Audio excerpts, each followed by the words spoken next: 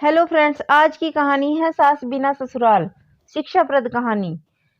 शेखर के साथ वैवाहिक बंधन में बंधने के बाद अर्चना मायके से रोते बिलखते विदा होकर ससुराल की देहरी पर खड़ी थी। कभी घूंघट की ओर से शेखर को देखती तो कभी दरवाजे के अंदर देखने की कोशिश कर रही थी। अंदर से कुछ आवाजों को सुनने के सिवा वो कुछ भी समझ नहीं पा रही थी। उसे ये तो पता था कि शेखर की माँ नहीं है, यानी वो सास बिना ससुराल में जाने वाली है। काफी देर के बाद भी कोई गृह प्रवेश के लिए नहीं आया तो उसने शेखर की तरफ आशा भरी नजरों से देखा, क्योंकि वो खुद भी काफी थकान महसूस कर रही थी। शेखर ने शायद अर्चना की नजरों की भाषा पढ़ ली थी।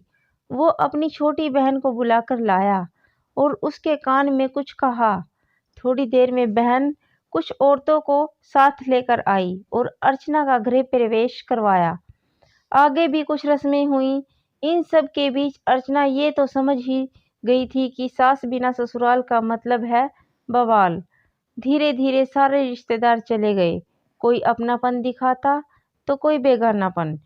सब अपने अपने तरीके से अपना और दूसरों का परिचय दे रहे थे। अर्चना कभी इनकी तो कभी उनकी बातें सुनकर परेशान सी हो रही थी, क्योंकि धीरे धीरे ससुर, पति और दो छोटी ननदों के साथ अर्चना अपनी गृहस्थी की गाड़ी को रास्ते पर लाने का प्रयास करने लगी। पति का प्यार, ससुर का दुलार और छोटी ननद का स्नेह अर्चना को कब अल्हड़ लड़की से जिम्मेदार गृहिणी बना दिया, वो खुद भी नहीं समझ पा रही थी।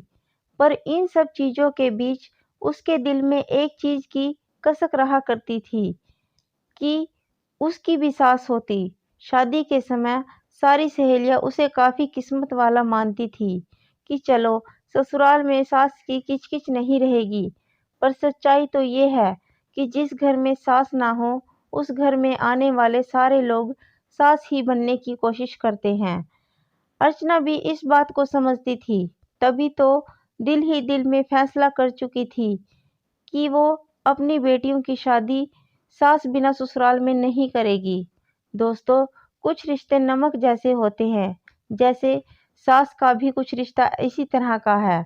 ससुराल का हर सुख बिना सास के फीका ही स्वाद देता है।